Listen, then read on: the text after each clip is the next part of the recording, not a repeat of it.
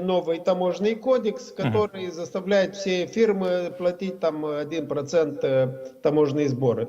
Но если, в принципе, если Приднестровье считает себя супер-пупер государством, пупком мира, если они считают себя независимыми, пусть они сами занимаются внешней экономической деятельностью. Зачем они регистрируются тогда в Министерстве экономики в Республике Молдова? Потому что все фирмы, которые у нас регистрируются, они платят. Вот представьте себе, что фирма из Камрата хочет зарегистрироваться в Румынии, пользоваться всеми благами, которые там есть в Румынии, но не платить ничего. Правильно? Такого не может быть. Это исключено. Так и в России. Если ты хочешь зарегистрироваться, будешь там платить и за крышу, и государству, и всем органам, и всем проверяющим, и всем бандитам. Но у нас бандитам не платят, платят только тем из Тирасполя бандитам. А так, есть государственные органы, которые получают зарплату, которые выполняют какую-то работу, правда? Если вы хотите нас ненавидеть, то ненавидьте нас за ваши деньги. Не за наши деньги, не за наш счет. Пожалуйста, любой каприз за ваши деньги. Мы толерантны, мы демократическая страна, мы вам разрешаем нас ненавидеть. Никто не обязывает нас любить. Но деньги любят счет, и есть закон, который обязателен для всех. Кроме того, фирмы из Приднестровья, они не платят ни НДС, они не платят ни импортные какие-то там пошлины. И они составляют такую конкуренцию нелояльную для фирм из Республики Молдова, даже для тех фирм из Камрата, к примеру. Они импортируют, но продают это на всей территории Молдовы. Это нелояльная конкуренция, и это должно прекратиться. Или вы, как в том, или трусы одень, или сними крест. И в данном случае то же самое. Вы независимые, пожалуйста, будьте независимыми. Вы должны совершить суицид там, в этом, за ваш счет, пожалуйста. Но в данном случае, видите, они нашли вот эту проблему и начали пугать всех налево и направо, что они обратятся к Путину.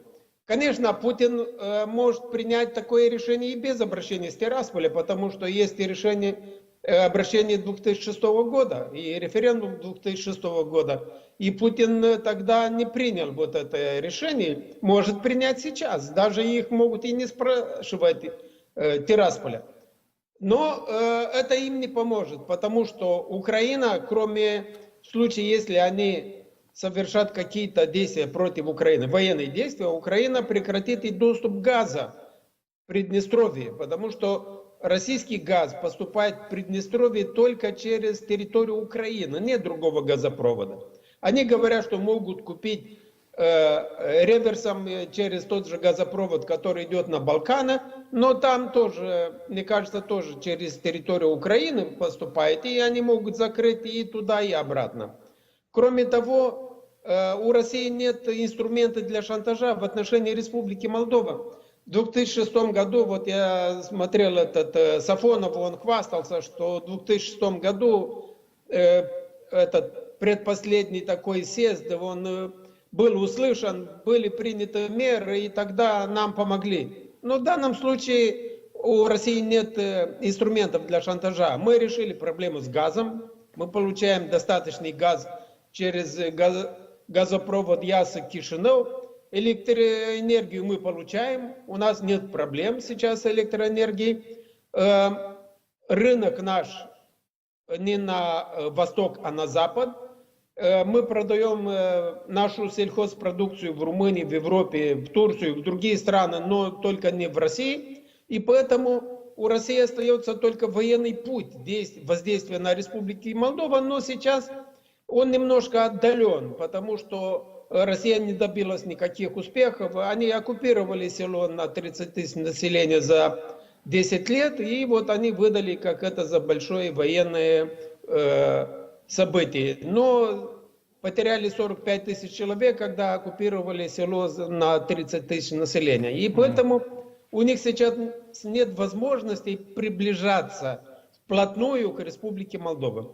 Могут только воздушным путем какие-то ракеты направить на Молдову, но это им ничего не даст. Наоборот, население будет против, потому что будут страдать все. Поэтому эта попытка дестабилизировать положение в этом году, она не удалась. Но есть у них другие. Вот, к примеру, президентские выборы они хотят выиграть. Для этого будут вложить, наверное, миллиард евро, потому что для них это немного, дестабилизировать положение. И Приднестровье не будет играть большую роль, потому что они изолированы от нас. Они не участвуют в политической жизни Республики Молдова, не участвуют в социальной жизни, в принятии решений. Поэтому они могут там протестовать, но это на Кишинев, на официальный Кишинев как-то это не влияет. Они не могут заблокировать дороги, потому что наши дороги не проходят через Приднестровье. Могут, конечно, принимая вот такие решения, как сегодня, обратиться во все международные организации, кроме Спортлото, и обратились и в Красный Крест, наверное, им нужен срочно хороший психиатр. Россия как-то, ну, во-первых, если, значит, вот эта вот ситуация вокруг шерифа, введение пошлин, да, дополнительных, да, создание уравнивания экономических отношений и для предприятий с левого берега в рамках законодательства Республики Молдова. Шериф или левый берег, им удалось добиться своих результатов в своей сегодняшней акции? Или это тоже никак? Воздействовать на власти Республики Молдова, я имею в виду. Это мыльный пузырь, который лопнул сегодня, и о нем забудут в течение 3-4 дней. Потому что, конечно, главный, кто сидит за этим, это шериф, который теряет свой фискальный рай там в Приднестровье. И этот рай, он исчезнет. Это зона, которая не контролировалась никем, оно исчезнет. Если вы хотите заниматься цивилизованной торговлей официально, вы должны подчиняться каким-то правилам. И то, что шериф стоит за этим, это ясно, что это главная компания, у них огромные деньги, и они могут себе позволить накормить там 600 человек, налить им по стакану вина и заставить их поднимать руку, голосовать за все единогласно, потому что могли не накормить тех, которые голосовали бы против или воздержались, и чтобы они не зря приехали в Тирасполе. Но если бы было бы принято решение обратиться к России о признании, я уверен, что половина из этих депутатов, они бы не пришли сегодня. Потому что сегодня меня многие телевидения спрашивали, а как там напряженная обстановка в Кишиневе или нет. Я сказал, что обстановка напряженная в Приднестровье, потому что более всего население местное с левобережья Днестра боится принятия этого решения и боится этой авантюры со стороны руководства так называемой непризнанной республики. Потому что нашим не за что бояться, потому что это никак на нас не повлияет. А хотите заниматься торговлей, пожалуйста, занимайтесь. Не хотите, не занимайтесь. Это ваша проблема. Мы вас не заставляем платить. Просто есть такие правила. Правильно? Когда едешь по автобану в Италии или в Греции или в какой-то стране, идешь на платный пункт, доезжаешь и платишь. Если не платишь, возвращаешься, идешь. Там никто не создает специальные условия для каких-то там. И так создали специальные условия для компаний из Приднестровья, что они не платят НДС, а их не проверяет никто. Они только на импорт платят вот эту 1% пошлину. Но дальше будет еще лучше. Они должны будут все платить. Другого выхода нету. Они, наверное, этого боятся, этого прецедента, потому что они считают, что их унизили. Как это? Они же пуп земли, они такие крутые, они такие большие, и их какая-то Молдова, соседняя страна, заставляет их платить 1%. Ребята, спускайтесь на землю и приготовьтесь платить 18% НДС, вот такие импортные эти сборы, и налоги, которые платят все граждане Республики Молдова. Иначе вам придется искать другую страну, которая будет для вас создавать очень такие привилегированные условия, чтобы вы могли заниматься и кражами, вы будете там заниматься всему, что вы хотите, нарушение всех законов. Но у нас вот эта веревка, она как-то затягивается, она идет, она все короче и короче. Да, сколько веревочки не виться, конец все равно Да. придет. А, Завтра Путин проводит свое общение с прессой, с народом, даже не знаю, как это сказать. Как вы думаете, завтра каким-то образом Приднестровье будет упомянуто там, вот в контексте сегодняшнего мероприятия? Ну, в последнее время все эти политики, вот и Лавров, и Да, его подружка Мария Захарова, и другие, они любят найти таких ущемленных российских граждан по всему миру. И они, наверное, будут говорить, но они говорили, что там в Приднестровье 200 тысяч да. российских граждан. Украинцы говорят, что там 200 тысяч украинских граждан. Мы говорим, что там 200 тысяч молдавских граждан. Но сколько их на самом деле в Приднестровье? Если их всего 200 тысяч, то это еще очень хорошо, но мне кажется, что их намного меньше. Да. И каждый хочет защищать права этих граждан. Ну, пусть они защищают права русских в России, а не в Молдове, потому что у нас государство гарантирует всем одинаковые права. У нас не было случая ущемления прав каких-то граждан, будь они украинцы, гагаузы или русские, россияне. Такого у нас нет. Вот в России, да, оно есть. Но мы не защищаем права наших граждан в России, потому что это ничему не даст. Там все равно не соблюдаются никакие ни россиян, ни молдаван, ни украинцев. Поэтому он, наверное, будет говорить об этом. Будет говорить. Они не теряют ни одну возможность, чтобы как-то напоминать о Молдове, о том, что мы отказались от своего молдавского языка, о том, что мы отказываемся от своей государственности, о том, что мы продали свою родину, о том, что мы предатели, и у нас есть румынские паспорта. Они могут всякие сказки там сочинять и говорить, но это для внутреннего потребления, потому что там люди смотрят только российский телевизор, они же не понимают, что происходит вообще в мире. Они думают, что Россия самая демократичная в мире страна, самая развитая, самая хорошая, и что все им завидуют. Ну, будет, но рычагов у него нет. Он не может повлиять, потому что Республика Молдова пользуется поддержкой всего цивилизованного мира. И вот даже вчера, по-моему, или позавчера Макрон сказал, Макрон, да. что Молдова находится в зоне поддержки. Молдова будет всегда, Европа будет рядом с нами, и помощь будет всегда. И Румыния то же самое говорила, и другие страны. Ну, сейчас небольшие разборки в США, но они придут в себя после каникул, и там все образуется. В остальном, я думаю, что Россия зря тратит деньги на дестабилизацию положения в Молдове, потому что эти деньги можно тратить в мирных целях. Ну, в мирных целях они тратить деньги не умеют, они могут тратить только в таких целях. Ну, да. Да. Господин Шалар, я благодарю, что нашли время и пришли к нам в эфир прокомментировать ситуацию. Будем рады видеть вас еще. Спасибо большое. Спасибо вам большое. До свидания. До свидания.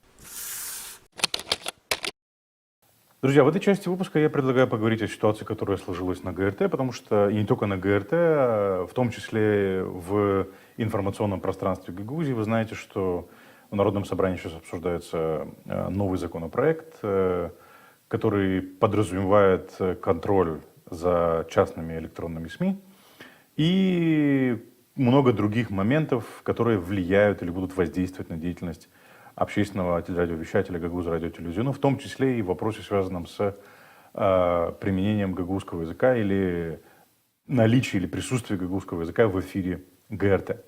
Об этом я предлагаю поговорить с гостем в студии Екатерина Федоровна Жекова, депутат, в прошлом депутат Народного собрания и председатель ГРТ. Екатерина Федоровна, здравствуйте, добро пожаловать. Добрый вечер. Почему я сделал акцент на то, что вы и в Народном собрании были, и были в ГРТ председателем, потому что это касается непосредственно, в том числе и тех ваших инициатив, которые вы продвигали и в Народном собрании, и то, что вы делали на ГРТ. Ну, давайте начнем вот с чего. Со случая, с который выявила или представила общественности Оксана Кихаял, о том, что там есть цензура, И то, как на это отреагировали в самом наблюдательном совете, и то, как на это отреагировали или не отреагировали в Народном собрании. Как вы это расцениваете? Я была очень удивлена тем, что человек говорит о наличии цензуры, представляет факт, и последовала реакция, на мой взгляд, адекватная реакция лишь одного члена наблюдательного совета. Я не помню, сколько тогда было присутствующих членов наблюдательного совета, но реакция лишь одного члена наблюдательного совета вызвала у меня аналогичную реакцию, да, то есть... Денис Пынтий вы имеете в виду, да? Да. Я не припомню такого случая, чтобы такое было когда-то. Я, безусловно, пользуясь эфиром, наверное, хочу сказать о том, что это смелый поступок Оксаны. Это смело, почему? Потому что я знаю почти всех журналистов, которые работают на общественном телевидении. К очень многим из них испытываю уважение, потому что люди, не потому что они много работают и давно работают на ГРТ, а потому что я их знаю как людей. У кого-то не хватает смелости, а вот эта смелость, Оксана, мне казалось, что вот надо, чтобы один человек это сделал, и тогда вокруг нее сплотятся и другие. Но этого не случилось. Этого не случилось, и этого не случилось ни в самом наблюдательном совете. Возле Дениса Пынти не стало больше людей, которые стали бы говорить: слушайте, может, на самом деле это же ненормально, когда из исполнительного комитета кто-то отсылает сообщение, пресс-секретарь Башкана отсылает сообщение, какие вопросы обсуждать, кого в эфир приглашать. Я не знаю, это преступно. И если это не понимает член наблюдательного совета, ну, я понимаю, там сидит молодой человек, который говорит: ну, не будем же мы тратить время на всех тех, кто будет приходить к нам сюда с какими-то там жалобами. Господа, вы для этого избраны. Более того, я хотела бы напомнить, я не вижу, может быть, я не все смотрю, что делается на ГРТ в наблюдательном совете, но в статьях и кодекса аудиовизуала, в статьях действующего закона о радио и телевидении четко прописано полномочия наблюдательного совета, и одним из полномочий как раз является то, что наблюдательный совет должен дать оценку наличия плюрализма и цензуры на ГРТ. Цензура запрещена. И если приходят сотрудники и говорят: тут есть цензура, невозможно это игнорировать. И я еще не видела, чтобы на каком-то заседании наблюдательного совета была бы проанализирована какая-то передача и была бы сделана рекомендация руководству ГРТ, что недостаточно плюрализма в передачах ГРТ. Я не видела такую передачу. А это обязанность наблюдательного совета? А это обязанность наблюдательного совета, прописанная кодексом аудиовизуала и прописанная местным законом о радио и телевидении. О телерадиовещании, как оно называется. Это основные полномочия, которые нарушаются. Ну, Плюрализма на ГРТ нет, Михаил, если надо, я как бы хочу об этом сказать. Плюрализма в эфире общественного телерадиовещания нет. ну, первый зам Башкана убеждал нас в обратном, первый зам председателя исполнительного комитета, извините, чтобы до меня сейчас не придрались к тому, что я неправильно занимаю должность, да, Илья Аузон сказал, что ГРТ, плюрализм и так далее. Может, они по-другому понимают плюрализм? Ну, вот такое искаженное понимание плюрализма, наверное, могло позволить первому заместителю председателя исполкома сформировать таким образом свое мнение.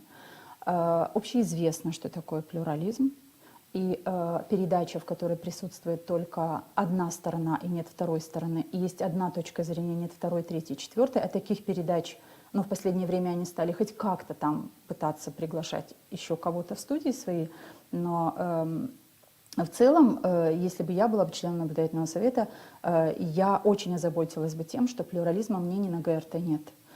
Я вот хочу спросить, когда вы там видели, я сейчас назову нескольких депутатов, да, я вижу, что депутаты приглашаются на ГРТ. Есть депутаты, которые имеют отличную точку зрения от того, что обсуждает исполнительный комитет, либо власть, назовем ее, которая пришла в Гагаузию вместе с Шором. Нет мнений тех депутатов. Вот Александра Тарнавского нет более 3 месяцев в эфире на радио. А если мы будем говорить сегодня с вами о законе, ну, о законопроекте, об изменениях в закон, то Александр Тарнавский, как и несколько других депутатов, они подали свой отзыв и предлагают рассмотреть их позиции на этот закон. А почему общественное телевидение и радио не представляло еще их мнение? Кстати, да, интересно. Но они были на публичных слушаниях, я так понимаю, они участвовали в разработке они? этого закона. Ну, там была Галина Моресева, сотрудник, по-моему, радио. Вы говорите о сотрудниках, а я говорю о депутате, который свой отзыв на эту законодательную инициативу написал. Он предлагает вообще... Ну, А вы имеете в виду, Народное собрание не приняло этот отзыв? Вы это имеете в виду? Народное собрание не приняло, а общественное телевидение не проинформировало людей о том, что есть такой отзыв. Ага, понял. Но как же так? Но если мы говорим, что общественное телевидение плюралистично, значит, оно должно представить несколько мнений, которые есть по обсуждаемому вопросу. Если обсуждается сегодня законодательная инициатива, зарегистрированная, как я понимаю, разработанная господином Деревенко, зарегистрированная от имени исполкома, поданная Народному собранию Гагаузии, значит, все мнения, которые есть относительно этого, нужно представлять. Общественное телевидение этого не сделало. Общественное телевидение этого не сделало. То есть, как минимум, если сегодня обсуждаются изменения в закон о радио и телевидении, я хотела бы видеть хотя бы одну передачу на ГРТ, в котором есть участники, 5, 6, 7 или 4, 3, 2, 1, неважно, которые обсуждают разные мнения вокруг этого законопроекта. Вы такую передачу видели? Я могла пропустить, и поэтому вас Я спрашиваю. не видел. Потому что если бы она была, то наши коллеги, уверен, на это обратили бы внимание. Но мы там часто видим, как у председателя Народного собрания Константинова в кабинете берут интервью. Вы хотите, чтобы я высказала свои отношения? Ну да, как это вообще, ну как бы я, с одной стороны, я не вижу проблемы, чтобы, и это мы видим и на других телевидениях, когда приходят в кабинет к высокопоставленному лицу и берут интервью, хотя на общественном телевидении, я не знаю, насколько эта практика допустима. Не знаю. И не столько форма, а сколько содержание всего этого. Как раз я об этом хотела сказать. Конечно, у спикера Народного собрания Гагаузии общественное телевидение и правильно, что делают интервью со спикером. Другое дело, что когда, если вы говорите о последнем интервью Да, со последних спикером, двух, можно сказать. Да. вот я смотрю и я вижу, значит, журналист общественного телевидения приходит в кабинет спикеру, и я не слышу вопросов от ведущего, которые волнуют общественность. Получается, это не передача, телевидение пришло задать вопросы и получить ответы, а общественное телевидение пришло в кабинет к спикеру, чтобы предоставить микрофон, назвать его свободным, говорите, что хотите, мы все дадим, мы не будем урезать, потому что вы все-таки спикер Народного собрания Гагаузии, нас интересует все, что вы скажете. Нет, не так. Не так работает общественное телевидение. Общественное телевидение и радио. Журналист, который пошел на это интервью, да, я считаю, что господин Константинов мог бы прийти в студию общественного телевидения и радио. И это, кстати, рекомендация очень многих экспертов, особенно для общественных телевидений, да, что есть территория, тем более, что все это находится в Камрате. Если бы спикер находился бы, не знаю, в Волконештах, то тогда, может быть, компания туда выехала бы. Но бог с ним, с местом проведения. Тут важно содержание. И вот когда я слушаю это интервью, я понимаю, что сейчас дали возможность Константинову сказать обо всем, о чем он хочет. Нет, я не понимаю концепции этой передачи, я не слышу вопросов, которые волнуют. И уточняющих вопросов нет. А уточняющих вопросов нет, потому что не ради этого пришел туда ведущий. Понимаете? И это, кстати, делает очень, это подрывает доверие к общественному СМИ. У меня к вам еще один вопрос, вот такой уточняющий. Помните вот этот случай с репликой господину Черневу? Вообще, так должно выглядеть право на реплику? Или как оно вообще должно выглядеть? Вы помните, да? То есть его упомянули, он пришел в студию, минута 40, все, закрыли, встаем, уходим. И сказали, что мы записали передачу, дали ему право на реплику. Как должна выглядеть право на реплику? Извините. После того, что несколько раз, после нескольких ляпов одной и той же ведущей, так получается на ГРТ, общественность на это как-то отреагировала. Вот сейчас, мы только что с вами говорили о передаче, которая была записана в кабинете спикера Народного собрания Гагаузии.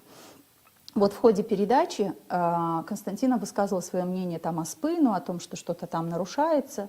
В это время что делает ведущий общественного телевидения? Пользуясь случаем, я хочу сказать, что мы господину Спыну предложим право на реплику. Пожалуйста, приходите, если вы хотите, высказывайтесь. Что это такое? Когда мы видели, как они предоставляют право на реплику. А теперь вернемся к тому, как они предоставили право на реплику.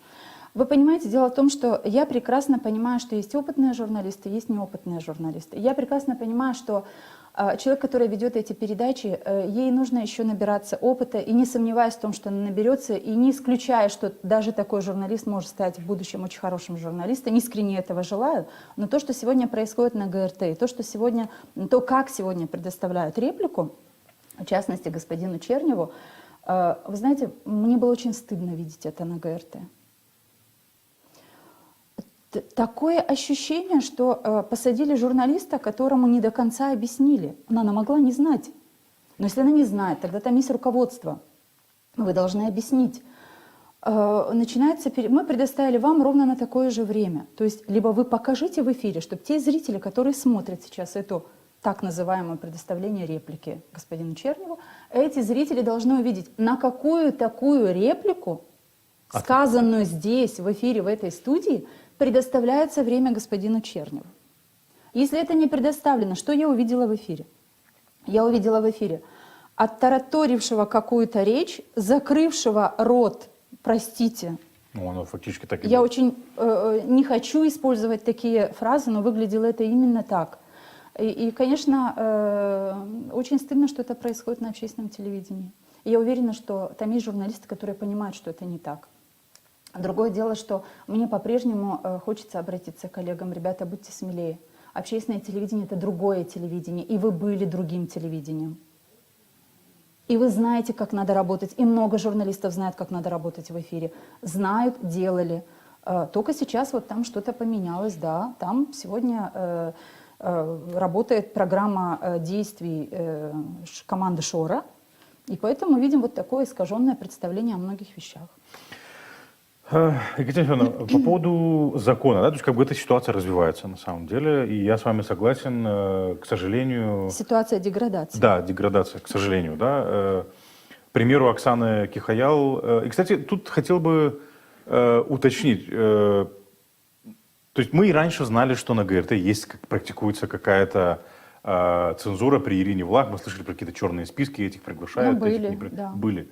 Но чем эта ситуация конкретно с Оксаной Кихайл отличается от того, что было до этого? Наверное, тем, что смелость журналиста позволила человеку сказать о том, что, господа, так невозможно. Наблюдательный совет на это не отреагировал, и это стало возможным для всех других. А сотрудники общественной компании не поддержали это. Не было еще ни разу такого на ГРТ, чтобы кто-то из журналистов заявил бы о том, что здесь есть цензура. Цензура уголовно наказуема, правильно? Да. Так я хочу задать вопрос. Если цензура уголовно наказуема, и если человек заявил о цензуре, кто занимается этим вопросом? Орган номер один, это наблюдательный совет, должен был правильно отреагировать, как отреагировал всего лишь один член наблюдательного совета. Дальше, наблюдательный совет должен был бы написать соответствующее свое решение, вывод свой сделать, да? Народное собрание Гагаузии обязано было, услышав об этом, что есть цензура на ГРТ, если бы само Народное собрание не имело к этому отношения, обязано было бы пригласить члена наблюдательного совета, заслушать, там есть профильная комиссия, которая занимается этим, да, должны были заслушать и должны были сделать все для того, чтобы пресечь цензуру на ГРТ. Все то, что сегодня, неважно, кто из депутатов об этом говорит, что там плюрализм мнений, может приходить все, кто угодно, говорить что угодно. Вы когда были на ГРТ? Ну, последний раз меня пригласили, опять же, с правом на реплику. Ну, я так понимаю, что просто для того, чтобы унизить. В принципе, они, когда предоставляют право на реплику, у них тактика такая, это не столько право на реплику, сколько публично унизить. Да? То есть, как бы, вот. Ну, тогда вы такая фигура одиозная для ГРТ, возможно, и я такая, и еще несколько человек. Но я хочу задать вопрос. Вот обсуждают закон о расширении сферы применения гагаузского языка. То есть время идет, закон реализуется. А когда обсуждали этот закон в программе на ГРТ, в передаче какой-то, что пригласили моих коллег по депутатскому созыву Елену Федоровну Карамид, я не слышала, чтобы Елена Федоровна в эфире ГРТ была приглашена и обсуждала бы о том, как реализовывается закон. Ведь общественное телевидение и радио – это рупор народа, еще раз повторяю. И 10 миллионов леев, которые получили они или... Просили, я не знаю, утвержден бюджет на какую сумму, к сожалению. 10 миллионов утвержден. 10 миллионов утвержден. Но 10 миллионов леев – это очень большая сумма средств для того, чтобы допускать вот такие нарушения закона, иметь цензуру, отсутствие плюрализма. Ну, как, смотрите, даже закон о радио и телевидении, его уже скоро Народное собрание будет принимать. Я так понимаю, что в повестку дня включен вопрос. Хотя очень много со стороны, как минимум, одного эксперта, я сейчас говорю о Светлане Мироновой, было очень много вопросов задано на публичных слушаниях, но в эфире ГРТ этот вопрос не обсуждался. Никого из тех людей, которые могли бы высказать экспертное мнение, почему ГРТ умалчивает. А потому ГРТ умалчивает, что ГРТ сказали, вам этот вопрос обсуждать не надо, наверное, мы его тихо, мирно примем в Народном собрании Гагаузии, и пойдет этот закон в действие. Вот когда ГРТ занимает такую позицию, мы это обсуждать не будем. Это, кстати, Михаил, было, как вы упомянули, при прошлом Башкане тоже было такое. Да, было. Закон о расширении сферы применения гагаузского языка не обсуждали. Очень долго не обсуждали. Мы его 1,5 года разрабатывали и устраивали публичные слушания. Эти публичные слушания, которые только что были о том законопроекте, который сейчас рассматривается, об изменениях закона о радио и телевидении Гагаузии, мне сложно назвать это публичными. Да, это публичные слушания формально. Они были проведены. Я не услышала мнения журналистов. Вот что хочет, чем этот закон будет полезен, будет, я не знаю, подкрепит еще больше свободу слова, запреты цензуры, чем. Я не видела журналистского мнения вообще. Да, говорили 2 представителя администрации. Я не очень поняла, что это даст общественной телерадиокомпании. Ну вот поэтому и вопрос. На этих публичных слушаниях присутствовали 2 сотрудника ГРТ. Вот Мария Парфенова и Галина Моресева, да, которые там сидят. Тогда зачем они туда идут? Это для того, чтобы...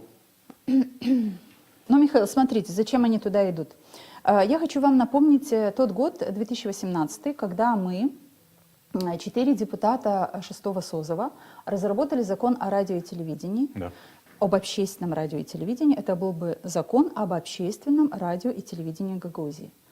И мы в этом законе, для того, чтобы разработать этот закон, мы пригласили экспертов, которые нам разработали и предоставили письменно экспертную оценку действующего закона от 2016 года, который и ныне действует. Да? Это закон, который ныне действует.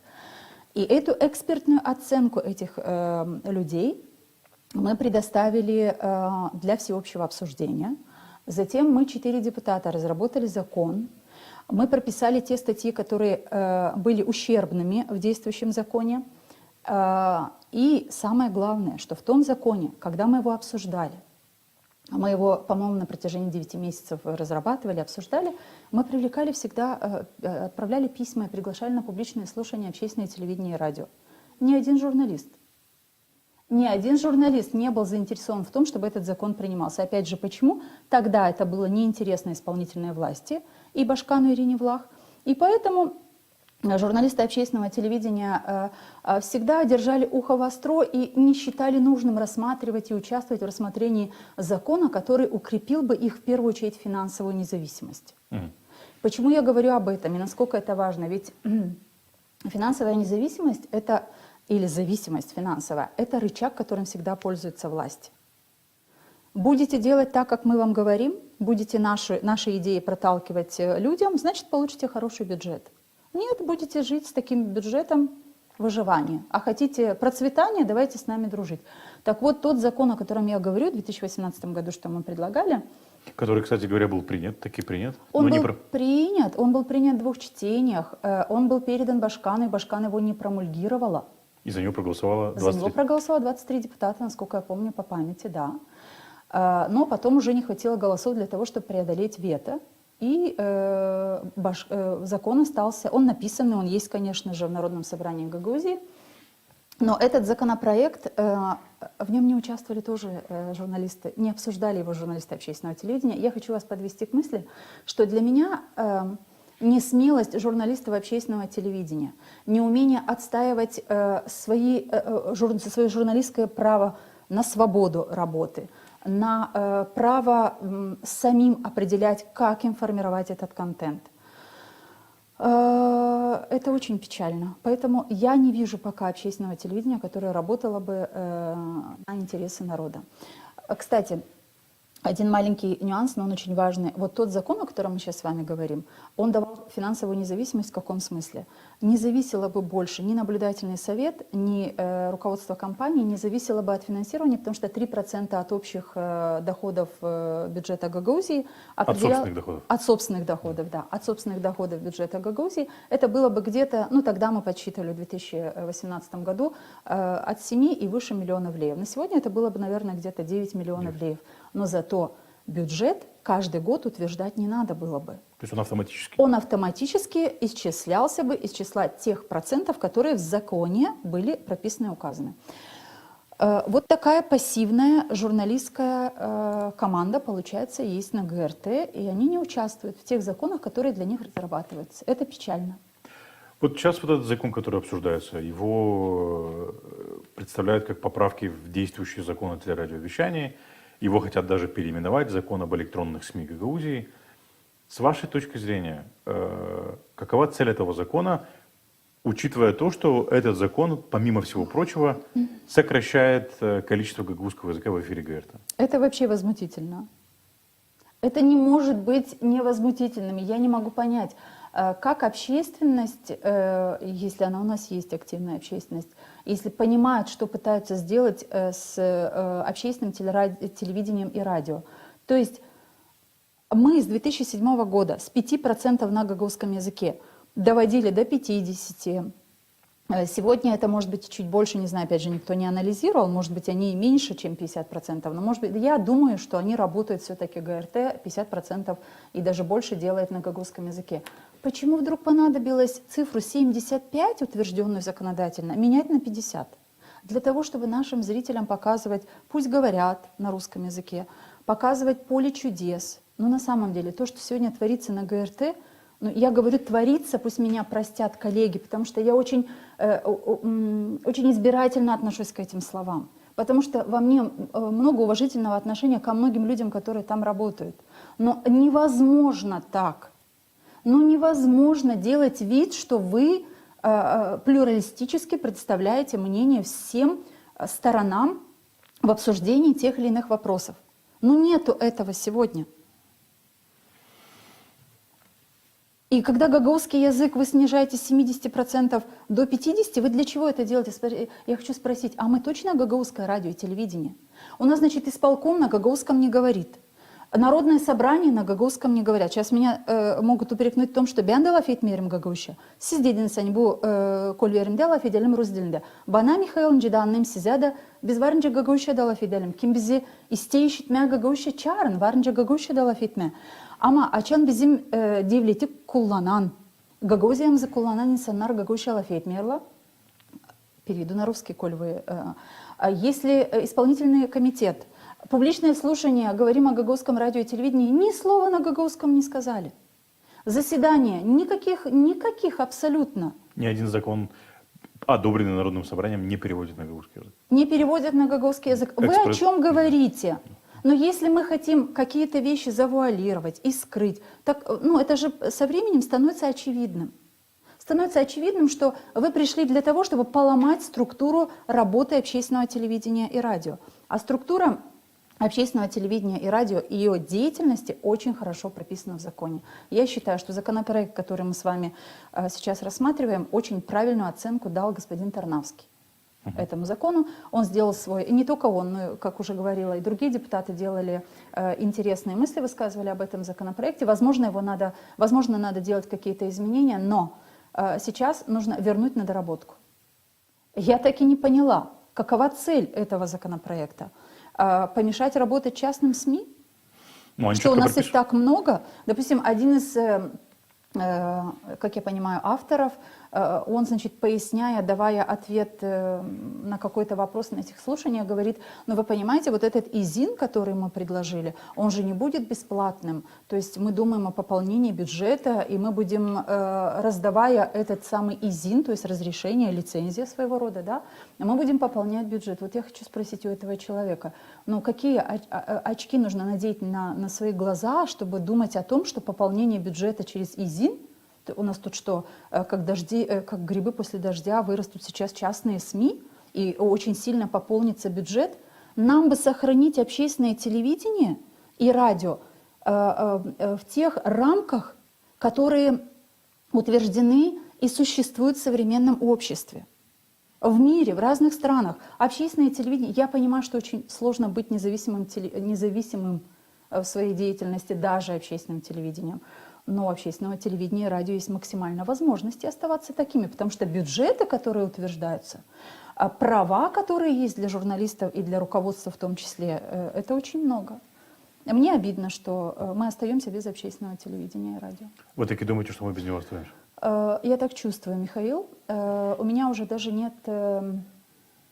Вот после такой реакции на заявление Оксаны Пасмак о том, что есть цензура, после такого пренебрежительного отношения к этому членам наблюдательного совета, немногих, но опять же были яркие личности, которые так пренебрежительно на это отреагировали, я понимаю, что в наблюдательном совете не до конца понимают роль и предназначение наблюдательного совета в жизни общественной телерадиокомпании и не до конца понимают сверхзадачу существования общественного телевидения и радио. И если это не понимают в этих органах и не понимают в Народном собрании, то тогда, да, мне горестно, и поэтому я думаю, что мы остаемся без общественного телевидения и радио. Но при этом оно продолжает существовать, и им управляют совершенно другие люди. Посмотрите, и не в наших интересах, я имею в виду гагаузов. Абсолютно верно. То, что им управляют совершенно другие люди, это очевидно. Гагаузией управляют совершенно другие люди. И если Гагаузия не беспокоится о том, что гагаузость практически ликвидирована. Или подавляется.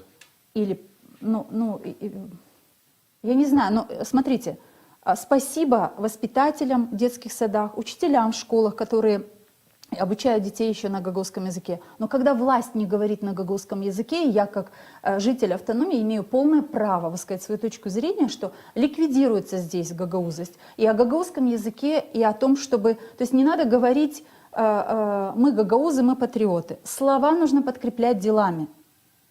Kim laf etti Gagauş'a? Kim çıktı da söyledi, kim söyledi hani büyün lazım, hepsimiz tutunalım da işleyelim Gagauş'a. O uşaklara deyin lazım olmayı örnek.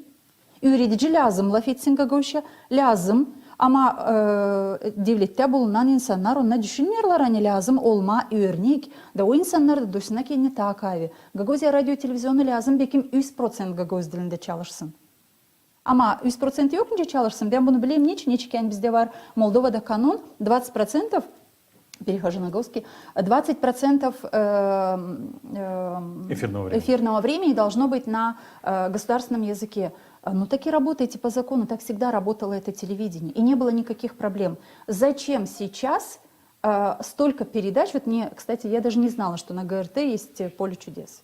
Ну, это вот в переносном и в прямом смысле. «Поле чудес» из России, да, Первого канала. Ретранслируют. Да, передачи. Не свое «Поле чудес», а в смысле не сами его производят, а ретранслируют. Они ретранслируют, да. Только я не могу понять, с какой целью это делается, понимаете? Ну, не может сегодня общественная телерадиокомпания сама по себе делать то, что считает нужным, но это не прописано в законе. Вот в законе написано, что должны на сегодняшний день, действующий закон, 75% на гагаузском языке. Вот, пожалуйста, дайте свой эфир 75% на гагаузском. Если руководство компании это не обеспечивает, наблюдательный совет должен был бы это заметить и с этим руководством разбираться. Екатерина Федоровна, а не уменьшать процессы, выход передач на гагаузском языке. Я говорю об этом с болью, вы меня простите, потому что мне не все равно, что делается в Гагаузии вообще. Я, как и многие жители Гагаузии, остаюсь активным жителем. Я пытаюсь реагировать на то, что вокруг меня происходит, но эта тема с ГРТ, она моя, могу сказать, отчасти, потому что я к этому имела отношение, и я серьезно внедрялась вместе с коллегами. И есть сегодня очень много людей, повторюсь, которые работают на ГРТ, знают. И я вижу, что некоторых журналистов практически отстранили от передач. То есть они не ведут уже передачи на социально-экономические темы. Почему? Потому что, наверное, два варианта ответа у меня, извините, затягиваю, может быть, ваш эфир. Либо их попросили это не делать и перевели туда нового человека, который, не понимая, что надо делать, делает то, как может и умеет. И это принимается как молодец, отлично. Либо эти люди, которые раньше вели эти передачи и делали это довольно успешно, они сами решили, что зачем оно мне надо, дороже себе стоит это все. доказывать кому-то, что надо плюралистически работать, а не вот так однобоко.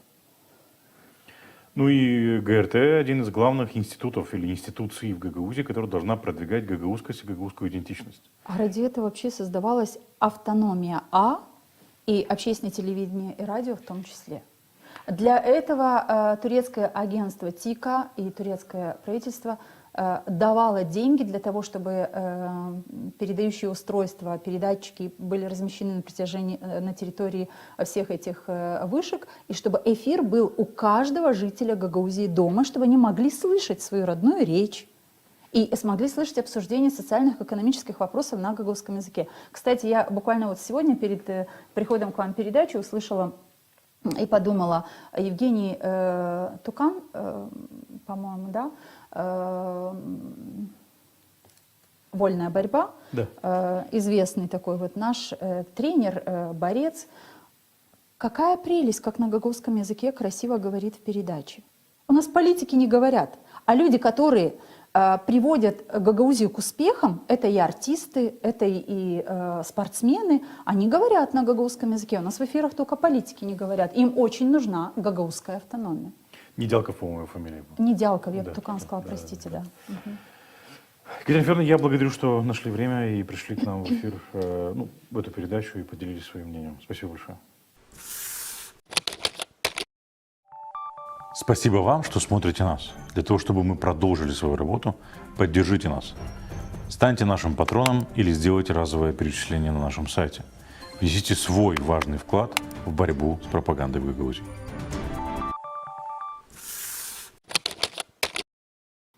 Друзья, в этой части выпуска я предлагаю поговорить о ситуации в Украине, в Одесской области и в Одессе в контексте 2 лет полномасштабной войны или полномасштабного вторжения Российской Федерации в Украину и той преступной войны, которую развязал Путин, можно сказать, 10 лет назад, в 2014 году, с того момента, как он аннексировал Крым. И поговорить об этом я предлагаю с нашим частым гостем Юрий Демчогло, глава Ассоциации гагаузских сообществ Украины. Юрий Дмитриевич, приветствую вас. Бонасіо, Заман Хайрлсон, вітаю. Витаю, да. Рада вас видеть. Юрий Дмитриевич, уже 2 года, да? Кто бы мог подумать еще 2 года назад, что так быстро пройдет время, и эта война продлится так долго. Полномасштабная война, да? По сути, она уже длится целых 10 лет. И в этом контексте хочу спросить, как она изменила жизнь Украины и, в частности, гагаузов Украины? Действительно, уже 2 года. И вот 24 февраля многие граждане Украины переосмысливали, что произошло за 2 года, и переосмысливали, как это все начиналось. Вот я и в моей семье, и среди моих друзей мы в эти пару дней всегда вспоминаем, как нас застала война, где нас застала война, и как проходили первые месяцы войны, потому что они были, я считаю, что самые сложные. В моральном, психологическом плане. Потому что потом уже пошло потом. Потом мы привыкли к обстрелам, потом мы привыкли к воздушным тревогам. К сожалению, мы привыкаем и погибшим нашим героям. К сожалению, мы привыкаем к погибшим гражданам во время обстрелов. Но возвращаясь к началу войны, мы понимаем, насколько эта война глупая, бессмысленная. Мы не понимаем, зачем ее начала Российская Федерация. Понимаете? Потому что вот сравниваем, как мы хорошо жили до этой войны. И даже смысл вот войны, как тут говорят, что вы там бомбили 8 лет, бомбили Донбасс или бомбили Донбасс, но сегодня вот я лично сравниваю. Вот, смотрите, вот война пришла, и что произошло за последние 2 года с Мариуполем? В каком состоянии Мариуполь, Северодонецк, Бахмут, Авдеевка? Города, стертые с лица земли, которые стерты последние 2 года. И что с 8 лет Донбассом, который типа бомбила украинская армия? Один из основателей, один из поводов, что вот, Украина обижала народ Донбасса. Если вы помните в первом обращении Путина, один из поводов, там, националисты, фашисты там обижают народ Донбасса, и мы должны прийти ему на помощь. Посравните сегодняшний Донецк, цветущий, и это Донецк цветущим сделало украинское государство. Построило там стадионы, проводило там Евро-2012. Целый город Донецк стоит, и в Донецкой области чуть южнее разрушили Мариуполь на 80%. Чуть севернее разрушены Северодонецк. Чуть западнее разрушены Бахмут и Авдеевка. Это все цветущие города, можно сравнить фотографии, их часто вот выкладывают, по крайней мере у нас, города двухгодичной давности и сегодня. То есть вот что принесла украинскому народу эта война. Цели разрушения украинских городов мы не видим. Разрушены жизни, разрушены семьи. 6 миллионов украинских граждан находятся только в Европейском Союзе. И где-то около еще миллиона граждан находятся в других странах мира. То есть каждый практически четверть украинского государства сегодня вынуждены покинули украинское государство. Сегодня страдают и российские граждане, погибшие сотни тысяч русских солдат. За что? Вот за что погибли сотни тысяч российских солдат? Искалечены пару сотен тысяч российских солдат, граждане, не буду говорить граждан Российской Федерации. И эта война, я не вижу смысла этой войны, я не вижу смысла продолжения этой войны. И этой войны не будет конца краю.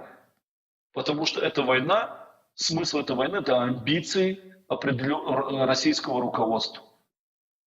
Покорить украинское государство, не признавать украинское государство. И самое главное, сегодня эта война идет самое главное, знаете, самое обидное, что эта война идет под флагом Советского Союза, понимаете, которого уже никогда не будет.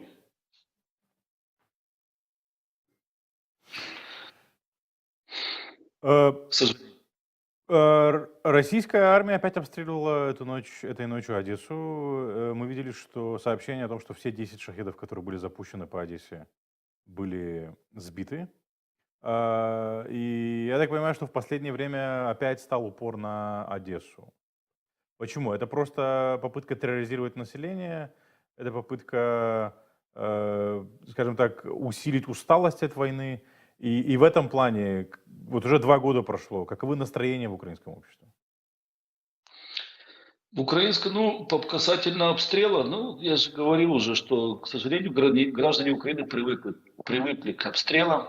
Для нас наши дети, вот знаете, гуляешь в выходные по центру Одессы, по Одессе, и гуляют множество детей.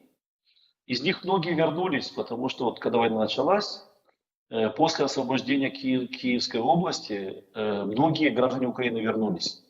Когда поверили украинской армии, поверили вооруженным силам Украины, поверили в свое государство, и согласно статистике, где-то около 3 миллионов граждан Украины вернулось обратно в Украину.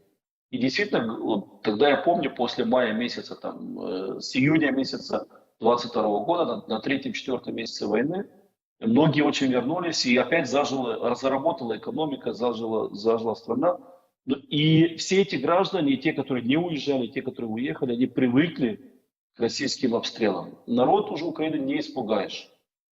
К сожалению, наши дети привыкли. Наши дети уже различают, это шахеды летят или ракеты летят. К сожалению, наши дети войны. Они потом будут лет через 50 рассказывать своим внукам об этом.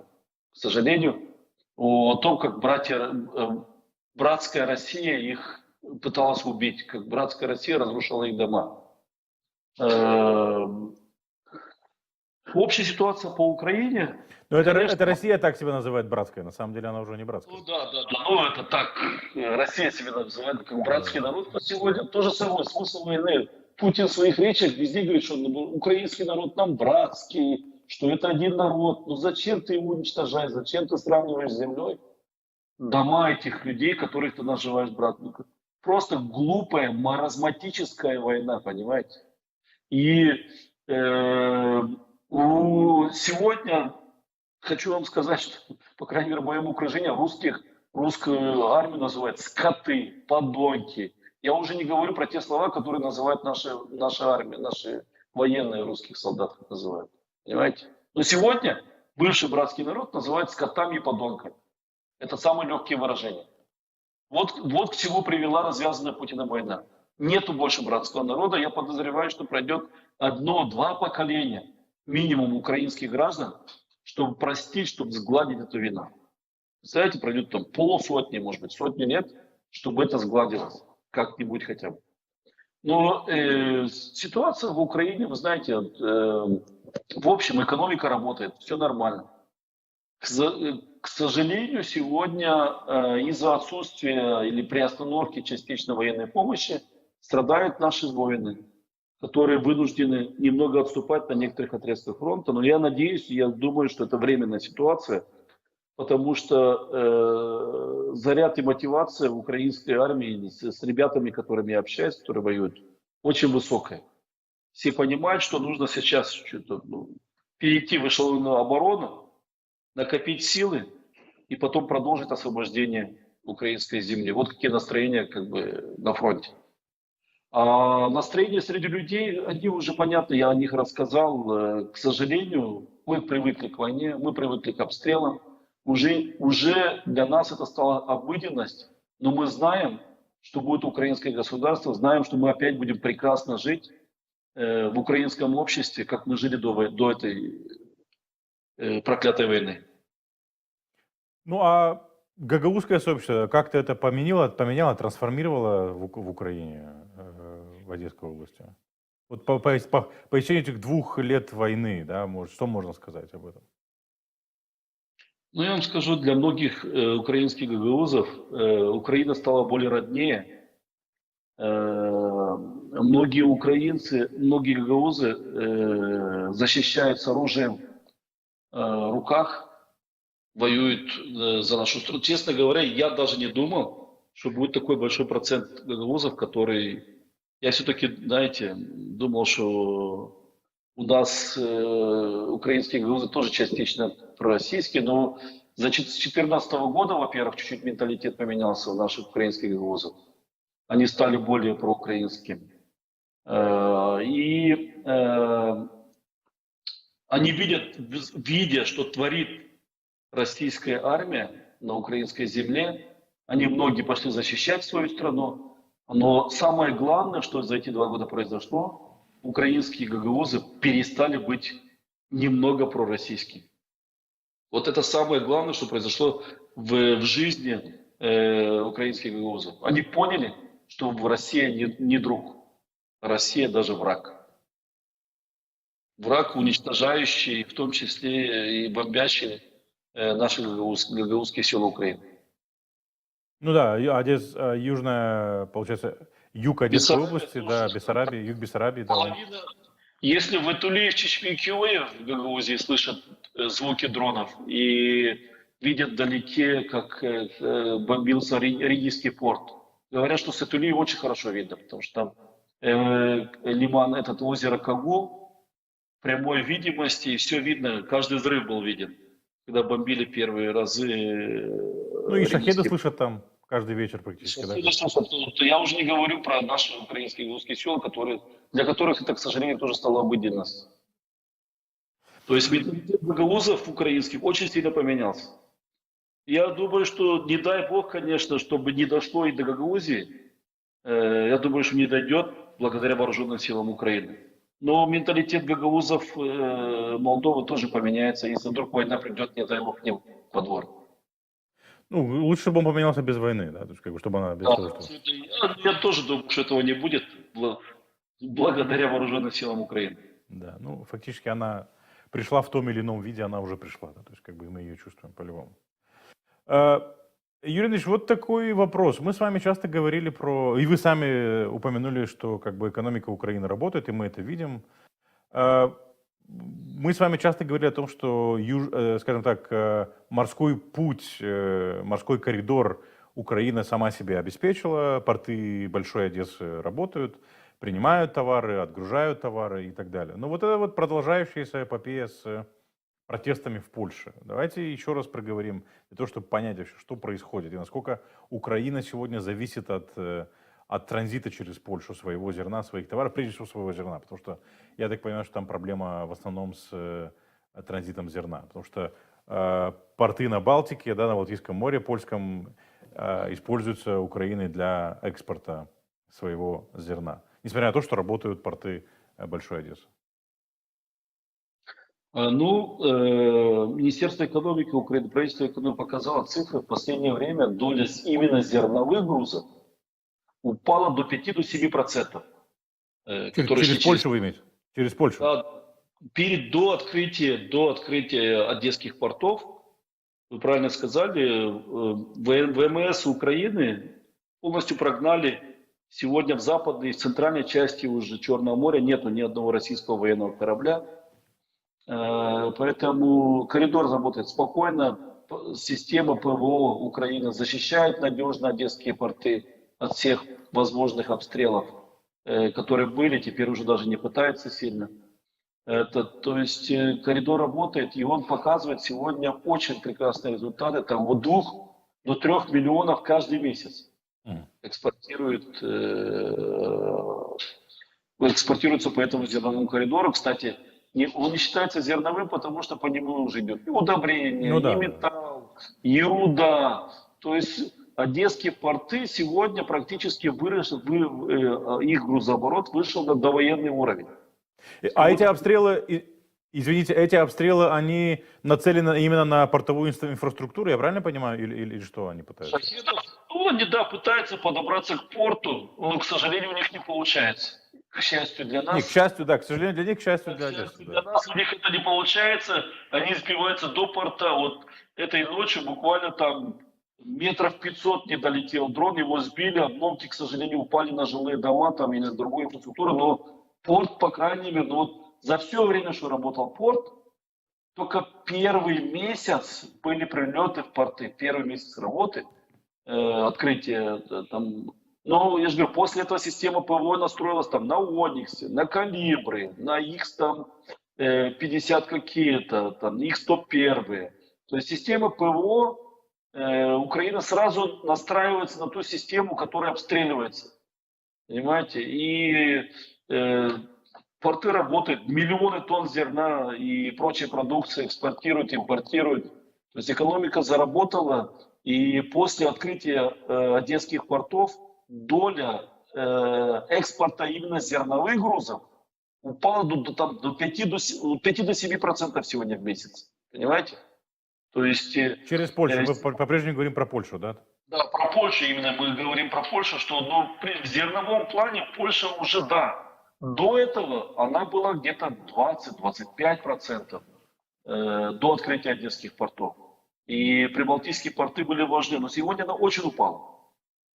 Протесты фермеров, мы с вами говорили уже в предыдущей передаче, это чисто такая, знаете, барыжничество, как говорят у нас в Одессе. Это классические барыги, которые хотят что-то с этого срубить, понимаете, путем этих протестов. Это первое. Они получили сначала там преференции, дотации. Они закончились, теперь давайте нам еще там что-то там компенсации или дотации. Мало того, в протестах сегодня, вот я читаю, что в основном кто участвует?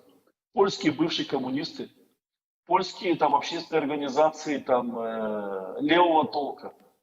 То есть я думаю, что спецслужбы Польши должны внимательно просмотреть, кто финансирует эти протесты. Потому что, знаете, нормальные поляки понимают. Ну хорошо, давайте мы сдадимся, разбирайтесь дальше потом вводите эмбарго тогда и перекрывайте против российской армии также пункты пропуска. Посмотрим, что из этого получится. Мало того, это зерно выращено под пулями, под пожарами, под обстрелами и под минами. Понимаете? Но это чисто с психологической точки зрения, вот президент Зеленский тоже выступал, я, говорит, не понимаю их. Но никогда, это немыслимо сегодня, как говорится, что происходит, есть красивое украинское выражение «маемо, что маемо». Ну да, имею в виду. Ситуация на фронте. Юрий Дмитриевич, вот как она меняется после Авдеевки, после того, как ЗСУ вынуждено было оставить Авдеевку? Как меняется? И на фоне того, что мы видим, что международная поддержка затягивается, хотя в последнее время из Европы звучат более такие оптимистические заявления, но пока только на уровне заявлений. В то же самое время президент Зеленский заявил, что как бы из обещанного количества боеприпасов Европа поставила только 1/3. Как бы вот на этом фоне что происходит?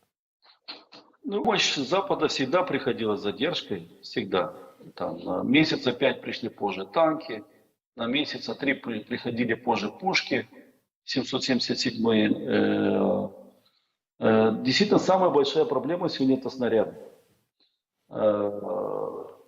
Потому что, в том числе из-за отсутствия снарядов, из-за снарядного голода, как говорят военные, и украинские войска вынуждены были покинуть, потому что Авдеевка держится с 2014 года. Ну да.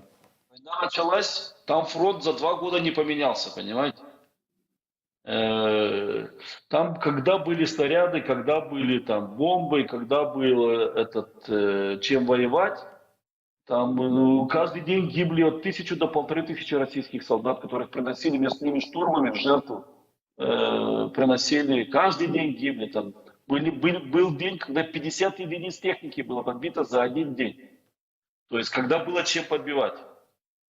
А последние недели вы видели, штурмы были, кроме стрелкового оружия, там и минометов, и FPV-дронов, больше нечем было воевать. К сожалению, украинская армия очень сильно зависит, это мы признаем, от иностранной военной помощи в виде, особенно снарядов. И если по-другому можно потерпеть, но сегодня артиллерия блок войны всегда была и есть, к сожалению, сегодня тоже. То есть артиллерию можно заменить только FPV-дроны, которые сегодня у нас на стадии реализации, на стадии наладивания производства. Слава Богу, что они есть. И сегодня на других участках тоже, где есть проблема со снарядами, там на Херсонском участке, на Запорожском участке, благодаря FPV-дронам неплохо держится фронт. На Угледарском участке. Я думаю, что в ближайшие пару месяцев украинской армии придется чуть-чуть выравнивать фронт, отходить в некоторых местах. И, думаю, что будет откат фронта где-то километров на 10, на 20, но не больше, думаю. Чтобы уйти где сейчас подготавливается оборонительное сооружение. К сожалению, тоже ошибка наших украинских властей, что надо было их заранее готовить, потому что когда мы понимаем, что нечем нам наступать, нужно уходить в глубокую эшелонированную оборону, как говорят. Но, к сожалению, сейчас мы это делаем. На некоторых участках уже это есть, вот как под Угледаром, под те же самым Работино на Запорожском участке. Никто не думал, что мы Авдеевку, потому что Авдеевка действительно была очень серьезным укрепрайоном. Очень серьезным укрепрайоном. Она держалась 10 лет, с 2014 года. Не 2 года последних, а 14 лет. Юрий Дмитриевич, я благодарю вас, что нашли время, пришли к нам в эфир и прокомментировали ситуацию. Будем рады видеть вас еще. Спасибо большое. Спасибо большое. Мы надеемся тоже на мир. Мир должен быть, потому что война безумная, война изначально плохая вещь. Тот, кто ее начал, тот преступник, тот тут начинает войну. А тем более это война. В этой ситуации мир возможен только с победой Украины, поэтому тут уже по-любому. Да. Мир после нашей перемоги. Друзья, таким был сегодняшний день, таким был сегодняшний выпуск «Цены свободы». Не забывайте подписываться на нас и делиться этим видео. Увидимся на следующей неделе, во вторник, в это же время. До свидания.